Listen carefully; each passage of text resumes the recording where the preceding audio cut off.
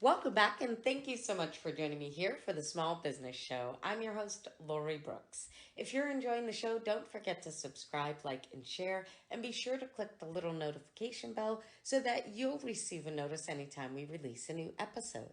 This week, I had the opportunity to chat with Nicole Robert Jones. She's the founder and CEO of NRJ Enterprises from right here in my hometown of Boston, Massachusetts. Nicole is also a nationally recognized transformational speaker, a successful coach, a bankroll your business expert, and a best selling author of 4 books, the most recent being Find Your Fears. Nicole has worked with companies such as McDonald's, Dell, and Steve Harvey's Act Like a Success, to name a few. Nicole now dedicates her time to helping coach thousands of women to create a life of purpose, power, and profit. Join us as Nicole shares her journey and her brilliance. So, welcome. And Nicole, thank you so much for joining us today. We are super excited to have you. Excited to be here. Thank you for having me. Certainly. So today we have our co-host Jeff Beal, Mr. Marketology, with us. So we will be chatting along with Mr. Marketology as we dive into your journey. But before we do, I want to go ahead and rewind the clock just a bit. I want to go back to the days of, say, junior high or high school. Think of a time when an aunt or an uncle or even a mentor at school would have asked you what it is you wanted to be when you grow up. What was the answer to that question back then? So my answer back then was I wanted to be a lawyer because I got in trouble every day in school for talking too much. So back in the 70s, that's how old I am, when that would have been, yeah, that's all I could really kind of capture as talking. I didn't realize that I could be a coach and a speaker to do this thing. But yeah, I wanted to be a lawyer. So you like to debate. Well, I like to be right. That's what it is. Yeah. Ask my husband. That's what he would say. Yes. I think my husband would say the same. That's okay. Right. That's okay. Definitely. So you thought you were going to be a lawyer. You started along this journey. What was it that kind of made the pivot for you and opened your eyes to the idea of the entrepreneurial journey? Well, to be honest with you, I never set out to be an entrepreneur. So I went to college and my undergraduate degree is TV and film. And so that really was what I began to realize what else I could do and talk and really produce people. See, when I was little, I was always a natural born producer. So one of my girlfriends actually reminded me of this at her wedding about 4 years ago, that we'd be outside playing and I'd say, you know, Lori, you're going to be Batman and you're going to be Robin. And so I would set the scene. Who does that at 7? Me. So I'm saying that because I went into entertainment and I loved every minute of it, but something felt like it was missing. And so I felt dazed and confused by that. So in that moment, to really feel what I would call a hole in my soul is how I became an entrepreneur. But I never, if you would ask me then, I would have said, heck to the no, I'm not going to be my own boss. I like getting a paycheck. Thank you. So yeah, so that's kind of really was a catalyst of me just feeling this hole, this yearning, this need at a time that I was doing something that I loved and couldn't figure out why I felt so kind of misplaced in that moment. What were those steps that you took to begin filling that hole? So again, because I didn't realize I was going to be an entrepreneur, what happened is, and let me just tell you so you have full context. So at the time that I felt these things, I was, again, working in entertainment. At the time I worked on the #1 TV show on Fox. And then from there, I worked with the entertainment group, and what we produced generated $12.6 billion a year. So I want you guys to understand I was playing big. Plus, Lori, if you know me, like I think you already know me, both of y'all, you know I was going to all the hot Hollywood parties, right? So I was living the dream. And so me feeling like something was missing, I was dazed and confused. And every time I talked to one of my girlfriends, they kept saying, Nicole, are you crazy? Didn't you go to this premiere? And didn't you go to this red carpet? So in the middle of me feeling like that, one of my girlfriends asked me to volunteer at a program at our church, working with young women. And this was a year after the LA riots. I'm from South Central LA. And I began to say, yes, how could I give back? And so that night, working with young women. And all I was doing that night was helping them figure out a path to chart whatever it is they wanted to do when they grew up, right? But when I did that, their eyes lit up. And as their eyes lit up, my heart lit up. And I said, oh my God, this is the answer to the whole. But this was 1993. There was no such thing as a coach. So that's really, I went to the library because there was no internet then, at least I didn't know about it. So I went to the library and I started researching what is this thing. And so that thing became a program at my church where I held the space for young women to, now I would say purpose development, but back then I would just say, helping them carve out their future. So that work soon led to me starting a nonprofit, soon led to me starting a business as my girls started to become women and having grown folk issues. Like, I like my job and I'm not making the money I want, or I don't think I like, or something's off, like how I felt. And so really that's how I got to this place, is in continuing to pursue the thing that was kind of rumbling in my soul.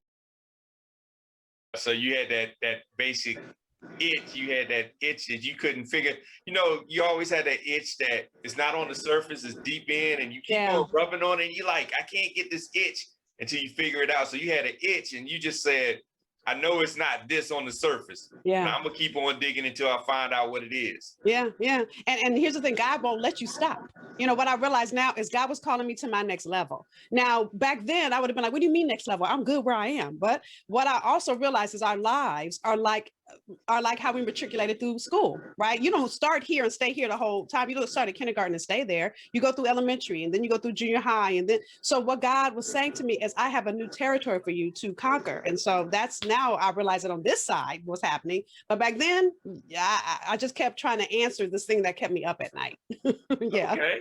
Hey, and that's great. So when you were like discovering yourself, and you said, okay, I know that there is another purpose out there for me, and this is just a building block that's going to take me to that next level. What were some of the things that you would say were like real aha moments? I know you had, like, at the church and you saw their eyes light up. Right.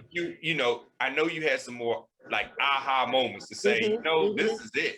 Yeah. So first, let me say this. The first thing I realized, and again, matriculation, so I'm going to explain to you, but I want you to realize this. The first thing I realized is that your conviction and your convenience can never coexist.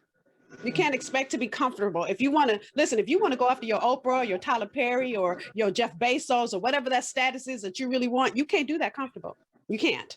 See. And so the first thing I had to learn, that the tools I've used on this level, and this is a quote, by the way, Bishop A.R. Bernard, the tools I've used on this level are not sufficient for my next. So I kept having to go get new tools. So when I had that epiphany at my church, the first thing I did was try to figure out what this thing is. Went to the library, like I told you. I started a group at my church. And this is no small church, by the way. It was First Day of Me. Those of you that know LA, 18,000 members at that church.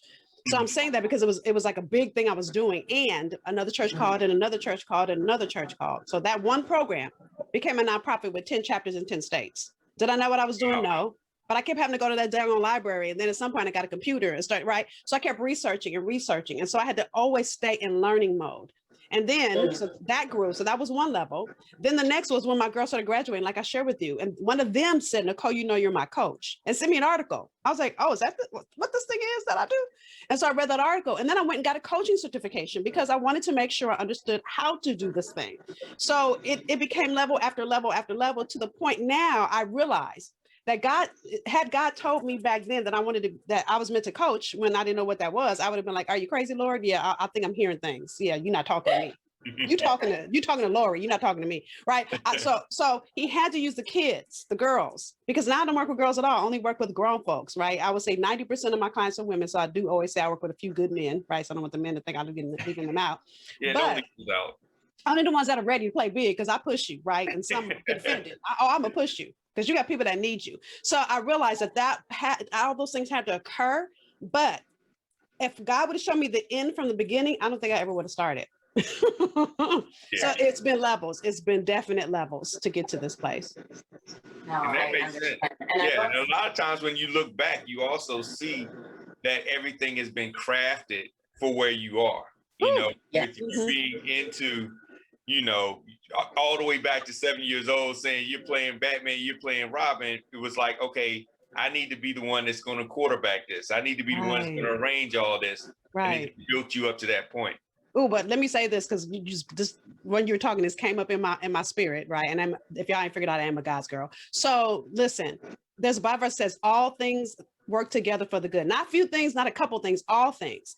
And so back then at 7, and then I went in entertainment. So what I do now as an entrepreneur is I produce people. So I help you take your gift and produce all the ways you can make money from it. So all those things are not in vain. And one other thing that popped in my mind as you were talking was, I said that at a conference a couple of years ago, and a woman said, do you think Michelle Obama being a lawyer was a waste? I said, girl, do you think? Because, she decided in her book, Becoming, those of you that read that, talked about the fact that she had matriculated all the way through law school, went all the way into a prestigious and was offered partner in her firm and realized, I don't like this. I'm good at it, but I hate it. And so she had a decision to make. So she obviously stopped being a lawyer or practicing law, stop being a lawyer. But here's the thing. Do you think she would have been a phenomenal first lady without it? Oh, you got a good point. Yeah. Would have been hard. It would have been hard. It truly is that evolution of the journey. That's something that I really try to get across during this show. It's something that I want for those who haven't started on the journey to truly understand. It's not something that happens overnight. No. It is an evolutionary process. Yeah. We all go through it. And if we don't listen to our intuition as you did throughout the journey, that's when we tend to get lost. That's when we tend to get fuzzy and stuck and frozen. But if you listen to that intuition, if you take that guidance, you can continue to take those steps to move yourself forward and land wherever it is you were attempting to get to. But have that vision of where it is you're trying to get to before you start on it. Yeah. So, Nicole, I'd love to hear all about your practice and where you. What I do is I help women. Sorry, I do work with men, but I always say women. Don't leave us out. I help women. I help people. I help people create multiple streams of income from what they know. So what I have learned, my brilliance, and even, so when I left entertainment, I went and got a coaching certification. And then before I got my coaching certification, I got a master's degree in social work. Because let me tell you, when I started looking for jobs, doing this thing that I was doing, I was looking in the want ads in a newspaper. Y'all remember those? In a newspaper, because it wasn't on the internet yet.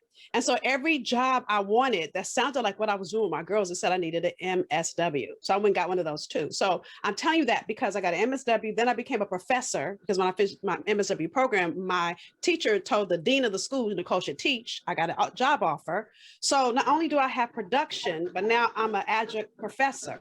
Right. So I'm sharing that with you because what I do in my business now, I always have a blending of production, professor, and a whole lot of Jesus. Right. And all of that blends to really help you understand how there is genius in you and you're the answer to someone's need. How do we package that so that it actually becomes the answer to someone's need, desire, want, and it brings revenue to you.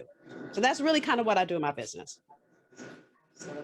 Love it. You help others figure out how to go ahead and make their vision truly a reality by laying out the steps that they need to take and probably help them, gain clarity around what that vision looks like in the first place. And can I say this, the thing that I've learned, I know you didn't ask me this, Lori, but I got to say this. The thing I've learned is, I had a master's degree, I had all these things, but what I didn't understand after getting all of this data and all of this intellect and all of this insight, I didn't understand that at the time that there's one thing, there's a quote that says, Jack of all trades, master of none. Well, baby, I was Jack of everything because I could do a whole lot of stuff, right?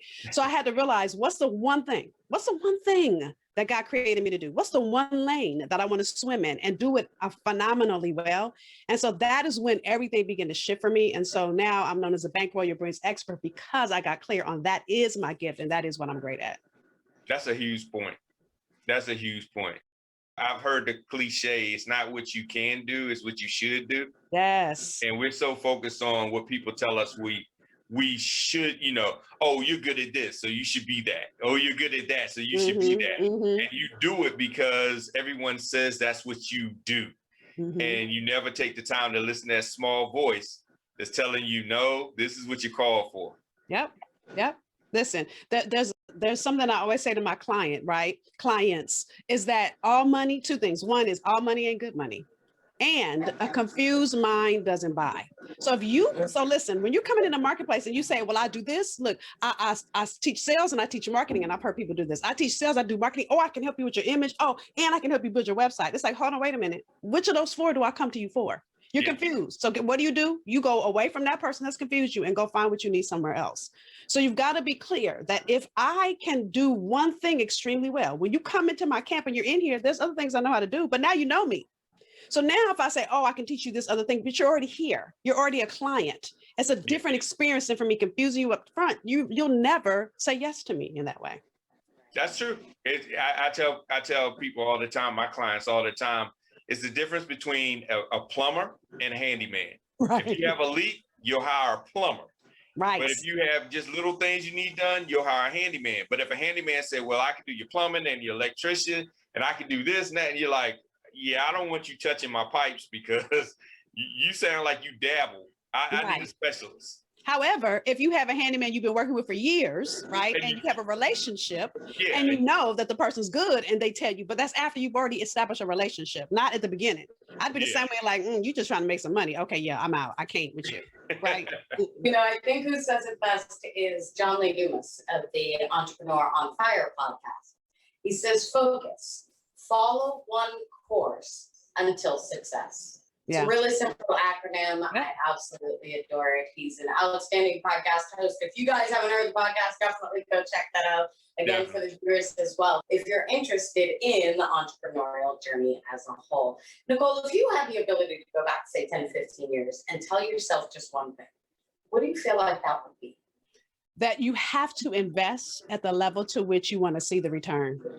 So for me, again, I'm from South Central LA. So if you've seen Boys in the Hood, I grew up 10 blocks from that neighborhood. So if that neighborhood had its choice, my life should be defined by jail, drugs, and drive-bys. Okay. I just made one different choice, which was to go to college, which opened up, right? But just going to college didn't shift my mindset. So my mindset was still South Central LA. So I'm sharing that with you because when my business got to a place where I needed help, I was like, how much does she cost? Oh, I ain't paying that, because I didn't grow up around investing in yourself, right?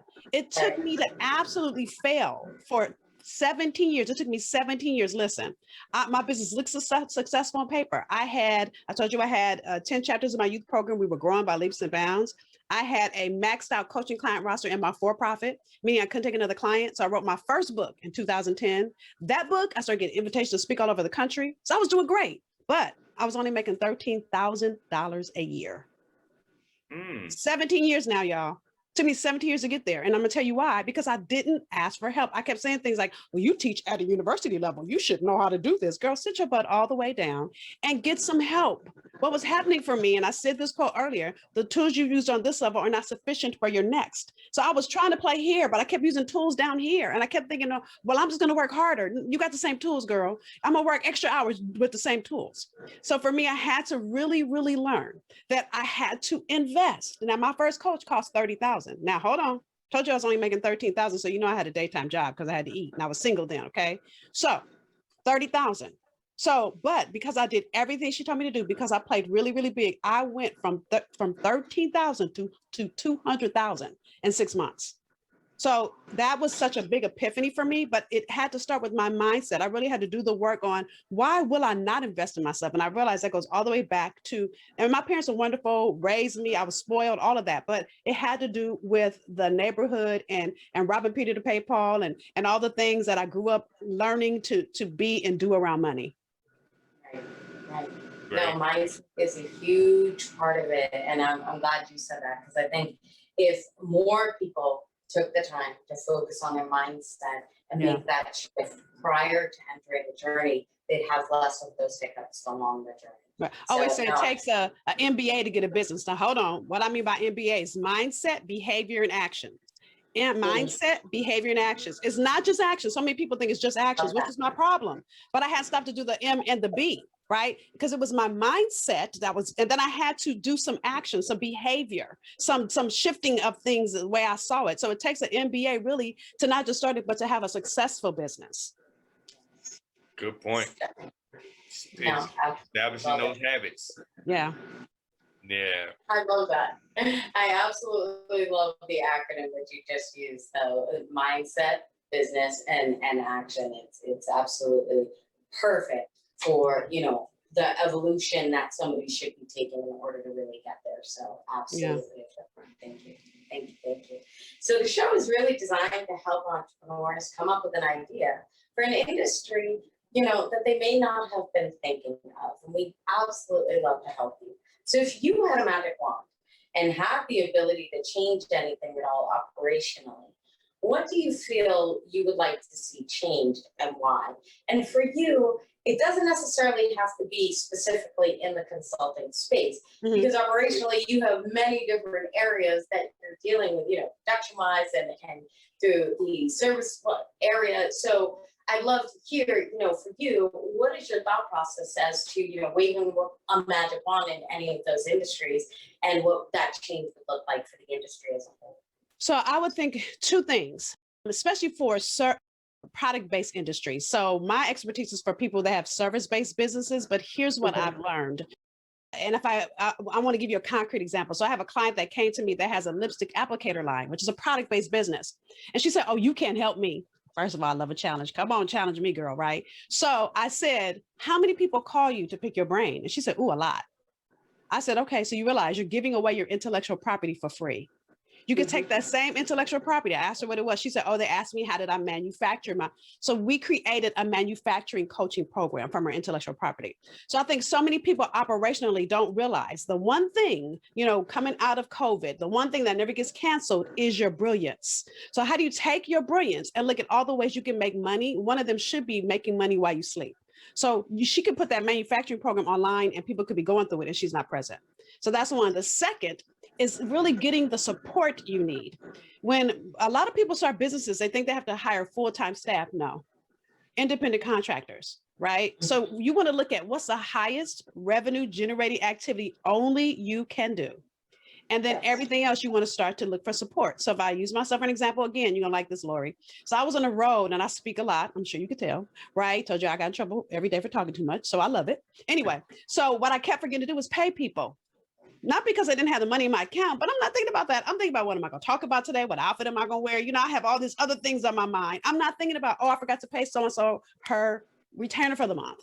So I realized that was the first thing I needed support. I needed to hire an accountant. I needed to hire a bookkeeper. I actually have a virtual CFO that does all of that for me now because I realized I was failing in that area. So you want to begin to look at what areas are going to help you grow your business. And some people will say, well, ooh, that's taking away my money, but helps me make more money because I can then focus more on the areas that I do excellent in and stop focusing on the things that I have no business doing.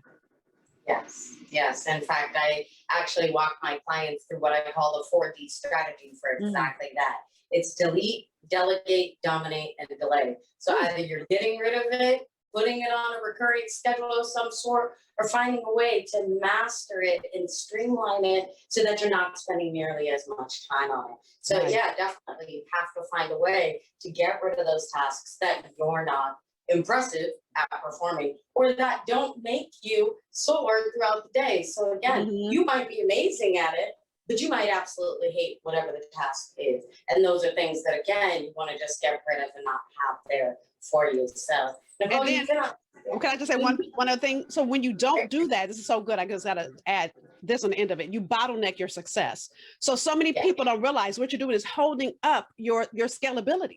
When you're not willing to bring other people in and do the 4Ds that Lori just walked you through, you've got to do it or else your business will be bottlenecked right where you are. Yeah, definitely. There's no way to move out of it because I call that rhino mode where we're working in and not on our business. So I try to move people into boss mode where we're building out operations to really support their success. So good. Yeah, definitely. Nicole, thank you so much for sharing your energy and your wisdom with the community today. We truly appreciate it. Please share the best way for our viewers to find you. So first, I'm going to give a gift. For those of you that are already in business, there's 3 levels. You could just be starting out. You may be doing your business alongside your 9-to-5, or you may have been in business for years and you're ready to scale. You're ready to grow more revenue. Take my Brilliance Roadmap quiz and it'll tell you which of those 3 levels you're in. It's all free, by the way. And then it'll give you 5-day strategy to walk through all free to really help you up level the area you're in. So that's brillianceroadmapquiz.com. And then how you find me, my new favorite place is Instagram. I give tools, tips, strategy all the time. I am in Roberts Jones because my name is too long, in Roberts Jones on Instagram. Awesome. Excellent. Well, I will be sure to include a link to both the survey as well as to your Instagram so that people can go ahead and reach out. I thank you. Thank you. And Jeff, thank you for joining us as well. Yes, thanks. And don't forget about us, man. Just No, don't forget about us. I don't forget. I don't forget. Oh, excellent. So that is the end of the